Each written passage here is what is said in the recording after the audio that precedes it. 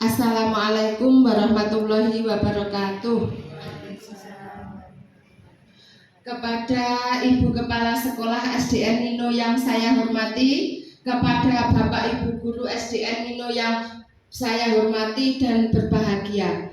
Marilah pertama kita panjatkan puji syukur kehadirat Allah Subhanahu wa Ta'ala yang telah melimpahkan rahmat serta hidayahnya kepada kita semua, sehingga pada siang ini kita bisa berkumpul dalam acara diseminasi untuk CGP Angkatan 7. Yang kedua kalinya sholawat serta salam tetap tercurahkan kepada junjungan kita Nabi Muhammad SAW.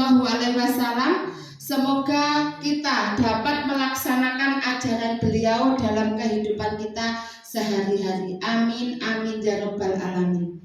Untuk yang pertama, saya akan memperkenalkan diri saya.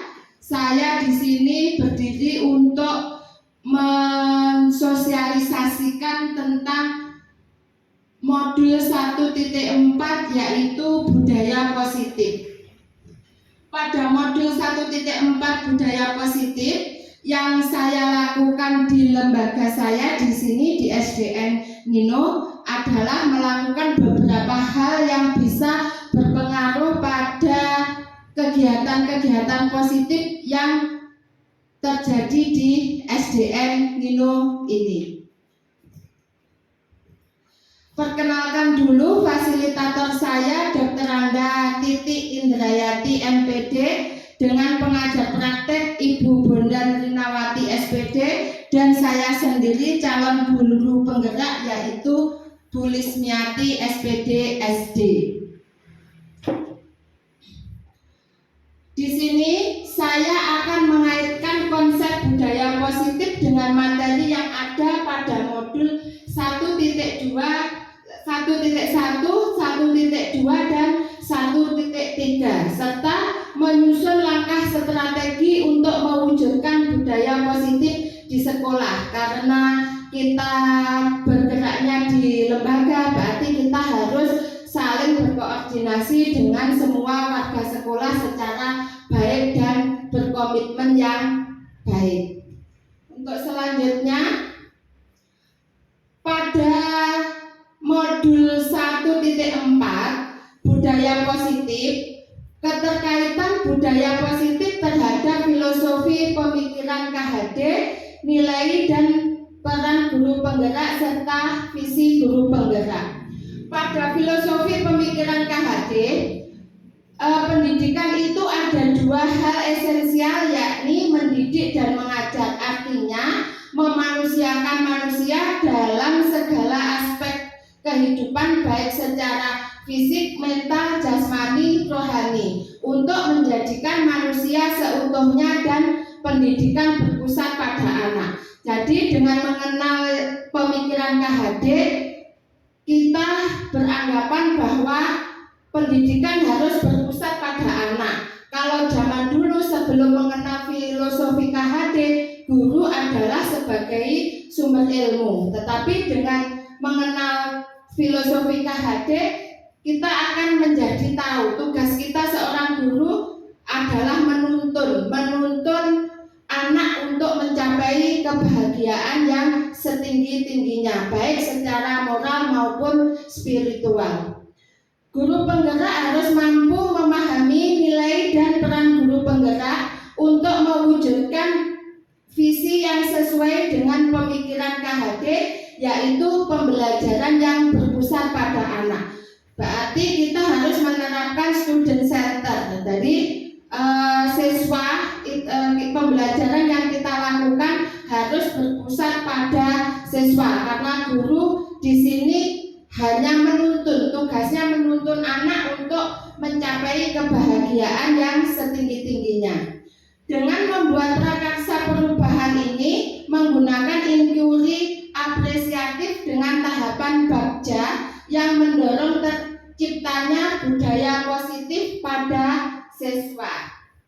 Jadi nanti strategi yang saya gunakan adalah menerapkan IA atau inquiry apresiatif dengan tahapan bagja.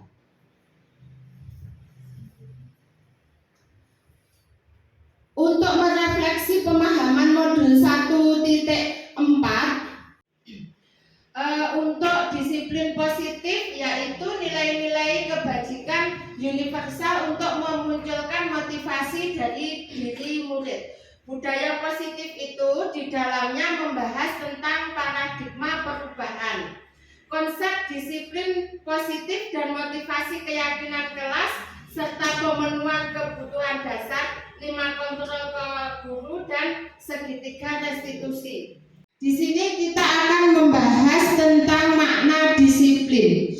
Dalam rangka menciptakan lingkungan yang positif, salah satu strategi yang perlu kita tinjau adalah penerapan disiplin di sekolah kita.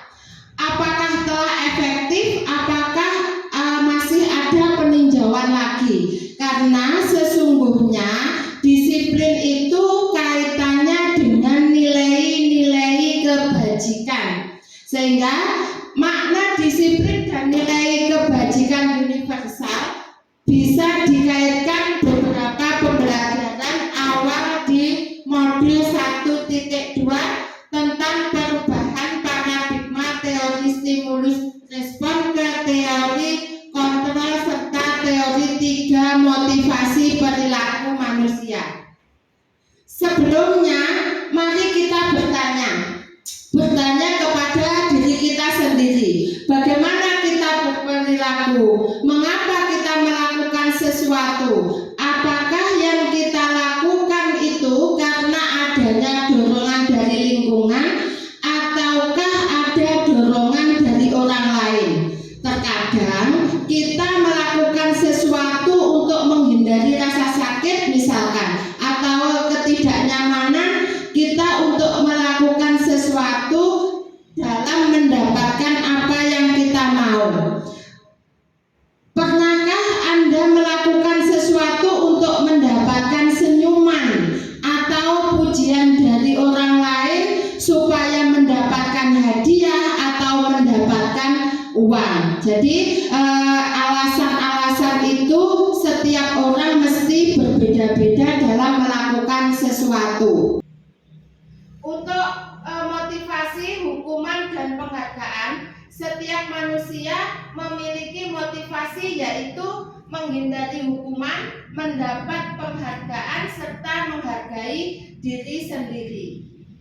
Di sini kita akan mengetahui dan membahas tentang nilai-nilai kebajikan universal. Dengan mengikuti serangkaian pembahasan tentang makna disiplin yang dikemukakan oleh Ki Hajar Dewantara ataupun Diane Gosen, kedua pakar itu mengartikan disiplin sebagai bentuk kontrol diri, yaitu belajar untuk kontrol diri agar dapat mencapai suatu tujuan mulia. Tujuan mulia yang dimaksud ini adalah tujuan yang mengacu pada nilai atau prinsip yang dianut atau dipercaya seseorang.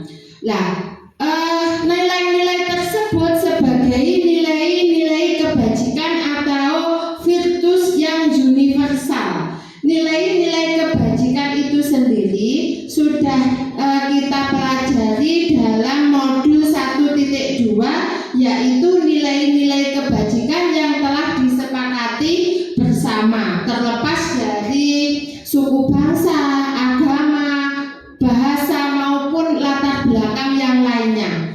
Nilai-nilai ini merupakan sebuah payung besar. Jadi sebuah payung besar yang melindungi sikap dan perilaku kita, atau nilai-nilai ini merupakan fondasi atau dasar kita dalam berperilaku. Nilai-nilai kebajikan merupakan sifat-sifat positif manusia yang merupakan tujuan utama manusia yang ingin dicapai oleh setiap individu.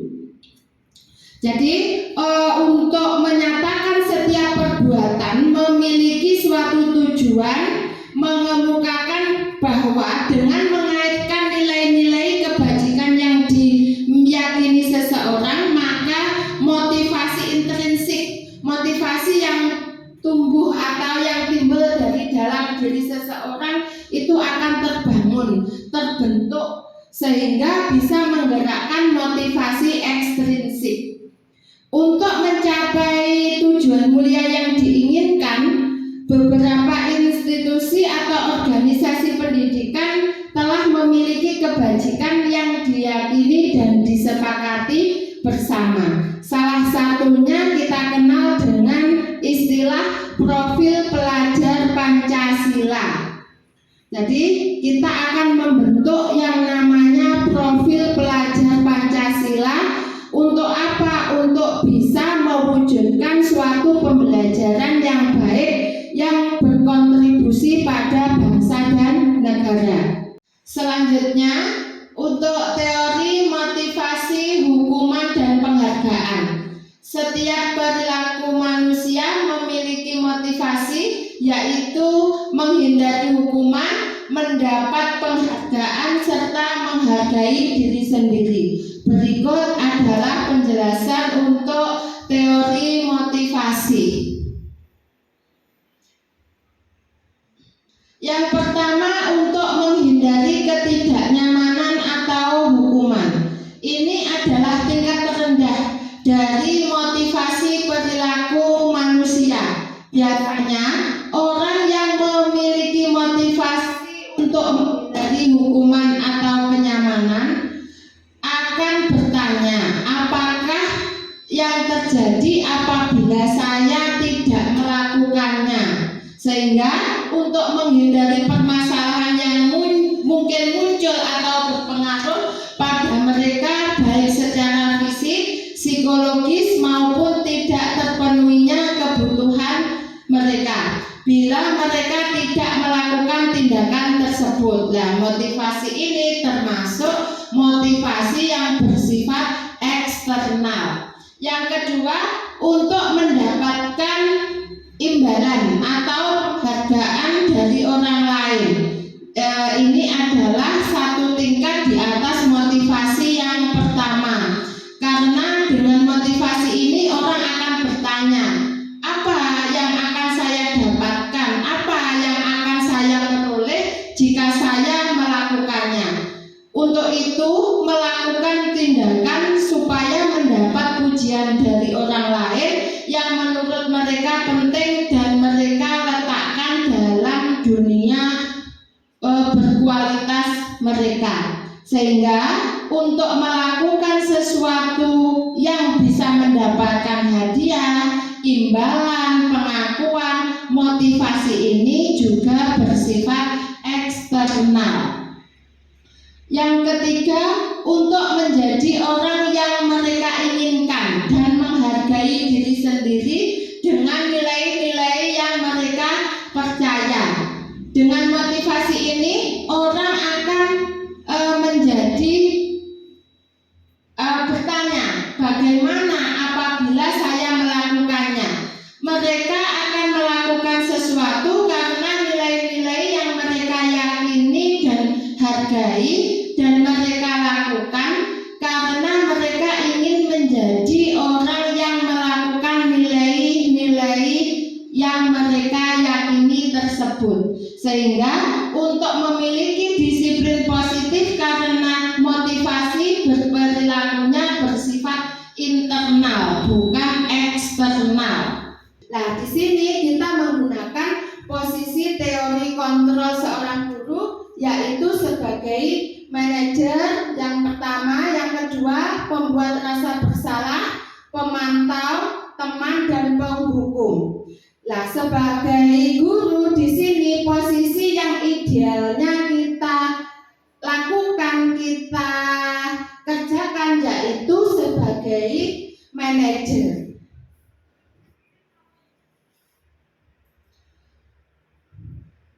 Refleksi pemahaman modul 1.4. Kebutuhan dasar manusia. Yang pertama, bertahan hidup, cinta dan kasih sayang, kebebasan, kesenangan, dan kekuasaan. Untuk itu nanti kita di kelas akan membuat yang namanya keyakinan kelas atau kesepakatan kelas, di mana keyakinan dan kesepakatan kelas ini dibuat oleh siswa sendiri, diyakini dan dilaksanakan pada kelas tersebut. Untuk itu kita akan menerapkan yang namanya segitiga restitusi. Segitiga restitusi ini untuk menciptakan disiplin positif. Segitiga restitusi antara lain menstabilkan identitas, validasi tindakan, dan menanyakan keyakinan. Jadi keyakinan kelas yang sudah kita buat bersama dengan anak-anak, yang membuat keyakinan anak-anak sendiri, yang meyakini kebenaran akan keyakinan kelas itu anak sendiri, dan juga harus dilaksanakan dengan penuh tanggung jawab. Di sini ada kata kunci yang harus digarisbawahi, yaitu melaksanakan dengan penuh tanggung jawab. Ya, di sini perubahan apa yang terjadi pada cara berpikir Anda dalam menciptakan budaya positif di kelas maupun sekolah Anda setelah mempelajari modul ini. Nah, setelah mempelajari modul ini, saya paham pentingnya untuk membuat keyakinan kelas dengan siswa dan menerapkan posisi saya sebagai control manager. Di awal tadi saya sudah menjelaskan tentang 5 kontrol seorang guru. Nah, yang idealnya seorang guru sebagai seorang manajer. Dengan menerapkan konsep-konsep inti dalam modul budaya positif baik di kelas maupun di sekolah Anda, pengalamannya bagaimana?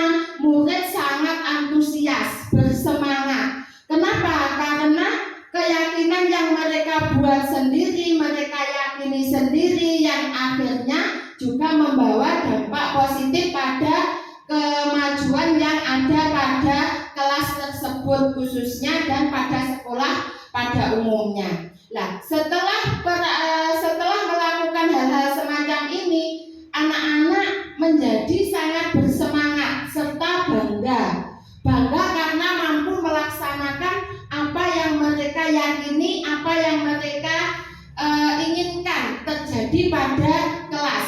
Untuk apa tujuannya? Supaya pembelajaran yang dilakukan ke depannya bisa lebih nyaman, efisien, dan menyenangkan. Di sini anak harus menyenangkan karena anak harus dibuat senang. Karena kalau senang, anak mampu memahami materi yang diajarkan oleh seorang guru.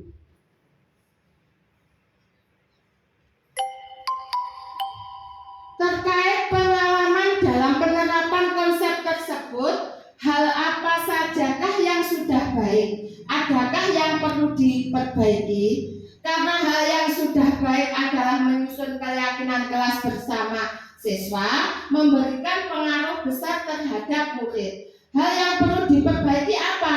Menumbuhkan rasa tanggung jawab dalam melaksanakan keyakinan kelas. Tadi di kata kunci saya yang pertama untuk membuat keyakinan kelas, kata kuncinya harus digarisbawahi apa? Tanggung jawab. Jadi segala sesuatu kalau tidak dilaksanakan dengan tanggung jawab, hasilnya pun tidak bisa maksimal seperti apa yang kita inginkan.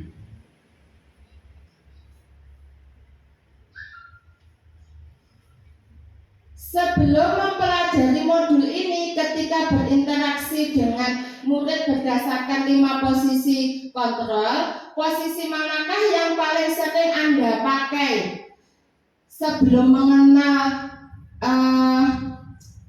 posisi ideal seorang guru sebagai manajer? Saya itu lebih sering menggunakan kontrol sebagai pembuat rasa bersalah, sehingga anak untuk melakukan sesuatu sudah takut karena takut disalahkan. Sehingga dengan memahami kontrol seorang guru yang ideal adalah sebagai manajer, saya akan menemukan solusi atas perilaku pada permasalahan anak di kelas saya.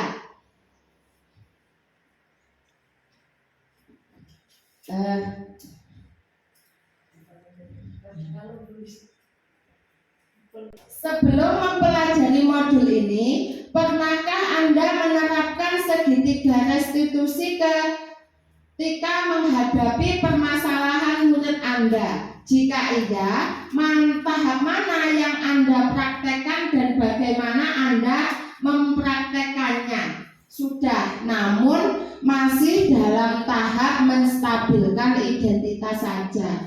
Oh, anak itu kenapa tidak masuk sekolah, tidak mengerjakan PR, datangnya siang, hanya itu saja. Tetapi dengan mengenal segitiga restitusi, ternyata anak melakukan itu tentunya ada alasan yang mendasari anak tersebut untuk melakukan perbuatan semacam melanggar keyakinan kelas. Selain konsep-konsep yang disampaikan dalam modul ini, adakah hal-hal lain yang menurut Anda penting untuk dipelajari dalam proses menciptakan budaya positif baik di lingkungan kelas maupun sekolah? Selain konsep ini, kita berusaha untuk menciptakan budaya positif. Budaya positif tidak bisa dilakukan satu orang guru saja, tetapi harus berkolaborasi dengan murid, guru lain, atau teman sejawat, kepala sekolah, dan orang tua, sehingga tindakan yang dilakukan dapat berjalan dengan baik. Kenapa? Kalau hanya satu guru saja yang ada di sekolah yang melakukan budaya positif tetapi tidak berkolaborasi dengan teman yang lain, hasilnya tidak bisa maksimal. Karena satu lembaga ibaratnya seperti organ tubuh yang saling mempengaruhi. Jika satu baik, semuanya ikut menjadi baik. Selain konsep yang disampaikan dalam modul ini tadi, kita nanti akan selalu berkolaborasi dengan pihak sekolah, baik dengan guru, baik dengan kepala sekolah, baik dengan orang tua. Kenapa kita harus menjalin hubungan yang baik dengan orang tua? Karena tindak lanjut dari budaya positif itu adalah menerapkan budaya positif berkelanjutan yang bisa dilakukan anak di lingkungan sekolah maupun di lingkungan masyarakat, yaitu di rumah. Ini saja untuk penyampaian budaya positif yang saya pelajari pada materi CGP angkatan 7. Jadi budaya positif itu mengarahkan tindakan perilaku anak yang baik, yang mencerminkan sikap seorang pelajar untuk melakukan kegiatan yang ada di sekolah. Tetapi dalam hal ini kita perlu juga mengetahui adanya segitiga restitusi, adanya posisi kontrol guru yang bisa mempengaruhi sistem yang ada di sekolah atau lembaga tersebut. Itu saja mungkin pemaparan dari saya tentang budaya positif yang bisa dilaksanakan di lembaga.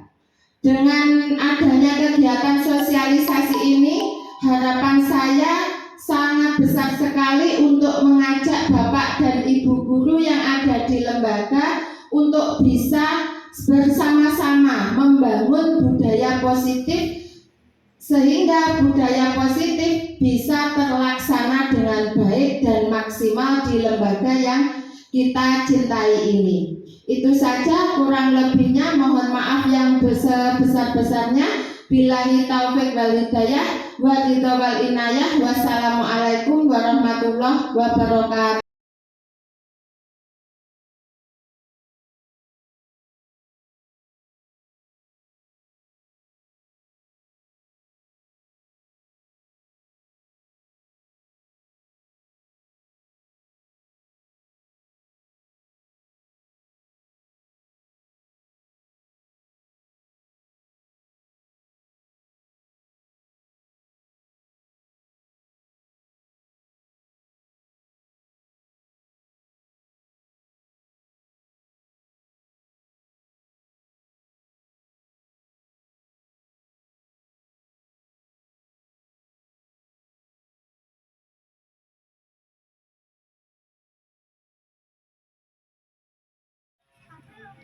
Gerak.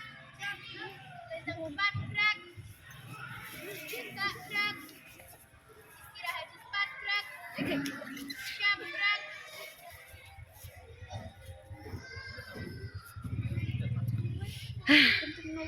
Aduh. Tangan dulu. Cuci tangan biar bersih. Ayo.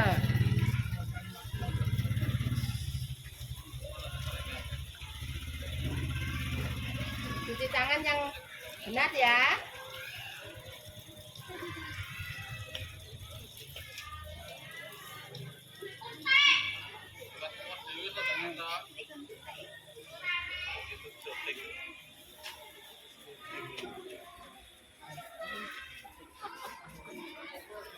Ya,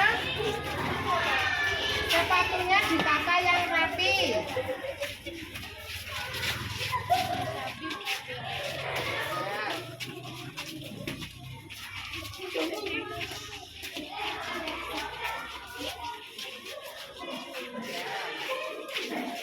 Rambutnya potong. Rambutnya potong. Nah, pintar.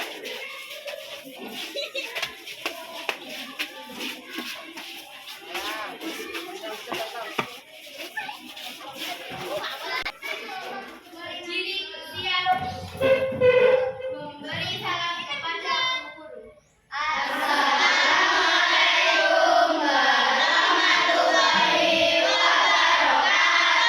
Waalaikumsalam warahmatullahi wabarakatuh. Pancasila. Satu. Ketuhanan yang Maha Esa. Dua. Kemanusiaan yang adil dan beradab.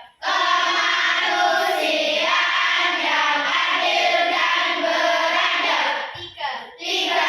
Persatuan Indonesia. Empat. Kerakyatan yang dipimpin oleh hikmat kebijaksanaan dalam permusyawaratan perwakilan.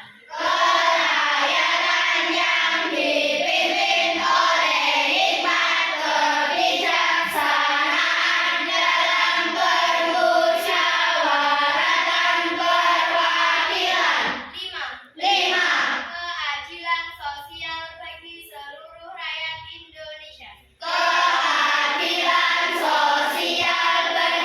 seluruh rakyat Indonesia. Duduk kembali berdoa mulai. Bismillahirrahmanirrahim. Alhamdulillahirabbil alamin. Ar-Rahmanirrahim. Maliki yaumiddin. Iyyaka na'budu wa iyyaka nasta'in. Ihdinas siratal mustaqim.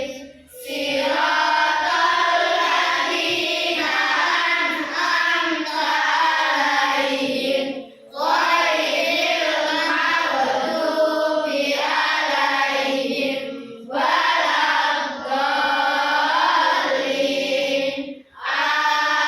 Amin. Raditu billahi rabban wa bil islami dinan wa bi Muhammadin nabiyyan wa rasulah. Rabbi zidni ilma. Sebelum kita memulai pelajaran hari ini, pagi ini kita akan terlebih dahulu membuat kesepakatan kelas atau keyakinan kelas. Apa? Keyakinan kelas. Ya, keyakinan kelas itu apa? Sebuah kesepakatan yang kita buat secara bersama dan dilaksanakan bersama dengan penuh tanggung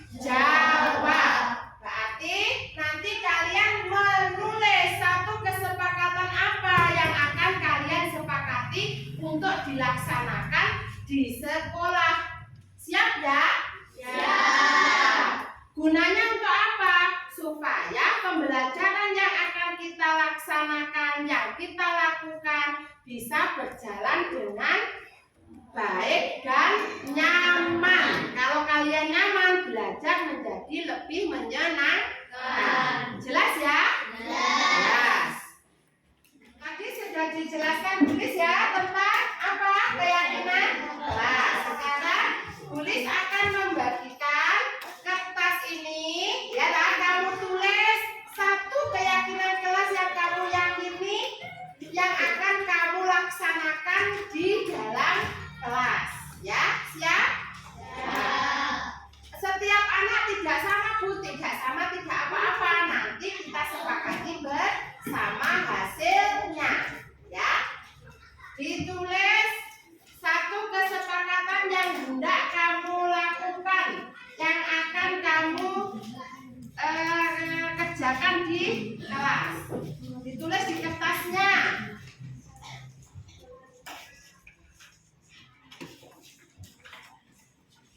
Ya, ditulis yang jelas supaya mudah untuk dibaca dan dilaksanakan.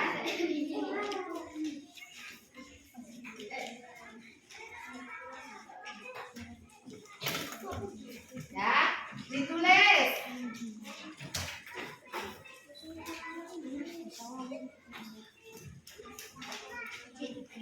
Ayo, keyakinan apa yang akan kamu lakukan di kelas untuk kita sepakati bersama. Kalau sudah, silakan ditempel di papan. Ayo, yang sudah ditempelkan di papan. Yang sudah ditempelkan di papan. Ditata ya, biar rapi. Ya.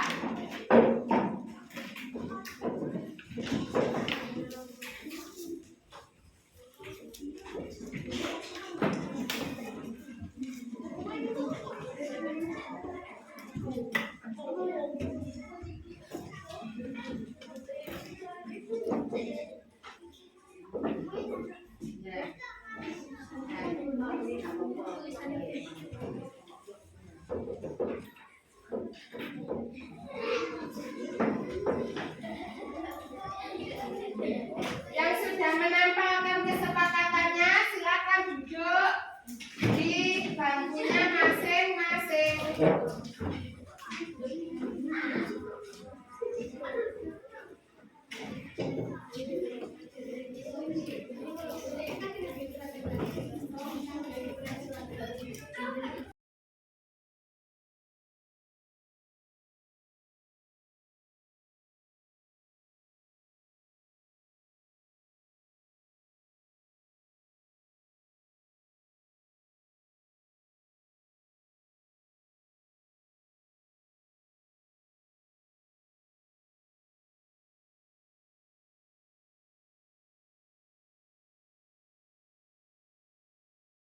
Kita akan belajar bersama untuk menghitung volume pada bangun ruang kubus. Volume kubus. Silakan kalian mengeluarkan buku dan alat tulisnya masing-masing. Kita akan bersama-sama belajar untuk menentukan menghitung volume pada bangun ruang kubus. Kamu kenapa menyobek bukuku? Saya tidak sengaja. Tidak. Ada apa? Dia menyobek bukuku, Bu. Kenapa, Moza? Saya hanya ingin meminjam buku koin. Ya, kalian ikut Bulis ke kantor ya. Assalamualaikum. Waalaikumsalam. Silakan masuk. Silakan duduk. Ya. Selamat pagi, Queen, Moza. Selamat pagi, Bu. Sehat semua ya? Alhamdulillah kalian sehat semua. Kalian tahu mengapa Bulis panggil pagi ini ke kantor? Tahu. Mengapa Bulis panggil kalian ke kantor? Karena kami telah melanggar keyakinan kelas. Melanggar keyakinan kelas apa yang kalian lakukan? Bertengkar di dalam kelas. Mengapa kalian tadi bertengkar di dalam kelas? Karena Moza menyobek buku. Oh, Moza menyobek buku Uin. Ya, Moza. Tidak Bu, saya hanya ingin meminjam buku. Tidak Bu, dia bohong Bu. Ya, kalian kan teman dekat, setiap hari berangkat bersama. Bulis percaya sama Moza, Bulis percaya sama Uin. Bulis tidak akan mencari siapa yang salah, ya. Karena kejadian ini sudah terjadi, bagaimana cara mengatasinya, Moza? Saya akan meminta maaf kepada Uin dan telah bertanggung jawab, yaitu mengembalikan buku. Iya, bagaimana kamu, Uin? Ya, saya akan segera minta maaf Moza Bu. Iya, karena masalah ini sudah bisa teratasi. Kalian jika ada masalah apapun di dalam kelas harus diselesaikan dengan kepala dingin. Semua orang pasti pernah melakukan kesalahan, baik itu disengaja maupun tidak disengaja, ya. Nanti karena Queen sudah bisa memaafkan Moza, kalian sekarang saling memaafkan dan tidak boleh terulang kembali, ya.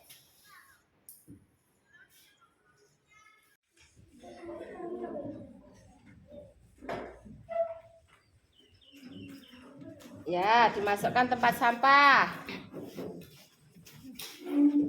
Loh, Aza, di mana kamu membuang sampah? Ke tempat sampah Bu. Kenapa kamu letakkan di teras? Nah, nanti ikut Bulis ke kantor ya. Ya. Nah.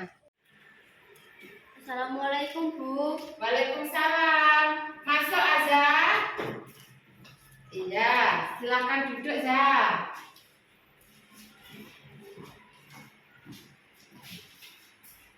Selamat siang Aza.